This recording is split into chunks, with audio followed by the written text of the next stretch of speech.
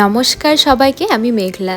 আজকে আমার বান্ধবী কোয়েলের বাড়িতে আছে মনসা পুজো, তো চলো let's get ready with me. বহু যুগ আগে অনলাইন থেকে এই মেরুন কালারের ড্রেসটা অর্ডার দিয়েছিলাম, আর আসার পরে আমার রিগ্রেট ফিল হচ্ছিল। যেরকম ফটোতে দেখেছিলাম সেরকম একদমই আসেনি। রিটার্ন করতে যাবোই ভাবছিলাম, কিন্তু জামাটা একবার গায়ে পরার পরে আমার তো বেশ পছন্দ হয়ে যায়। গতবার পুজোর সময় নর্থ কলকাতা ঘুরেছিলাম এই ড্রেসটা পরেই, মনে হয় দিনটা ছিল সপ্তমী। আজকে তো মনসা পুজো, তো চলো এটা রিলেটেড তোমাদের সঙ্গে একটা স্টোরি শেয়ার করি। খুব ছোটবেলায় আমরা যখন ভাড়া বাড়ি থেকে নতুন বাড়িতে আসি, তখন সেখানে প্রচুর সাপের উপদ্রব ছিল। স্কুল থেকে বাড়ি ফেরার পথে পাশের জঙ্গলে সাপ দেখতে পাওয়াটা যেন একটা নর্মাল ব্যাপার হয়ে গেছে। আমার এখনো মনে পড়ে, রাতের বেলা সেদিন কারেন্ট ছিল না আর ঘরে আমাদের সাপ ঢুকেছিল। আমি তো রীতিমতো বিছানায় বসে ভয়ে তিত্তির করে কাঁপছি। তারপরে কারেন্ট আসার পরে সাপটাকে বাইরে বার করা হয়। আর আমাদের বাড়ির কয়েকশো মিটারের মধ্যেই ছিল একটা জাগ্রত মনসার থান। লোকমুখে অলৌকিক অনেক ঘটনার ব্যাপারে শোনা যায়। একদিন তো একটা অদ্ভুত ঘটনাও শুনেছি, যে মাকে পুজো না দেওয়ার জন্য একদিন একটা মহিলার পুরো গা হাত পা নীল বর্ণ ধারণ করেছিল। তারপরে নাকি পুজো দেওয়ার পরে সব ঠিকঠাক হয়ে যায়। আজকে তো আমার আবার কনফিউশন হচ্ছিল যে এই লাল ড্রেসটা খুলে কমলা ড্রেসটা পরবো কিনা,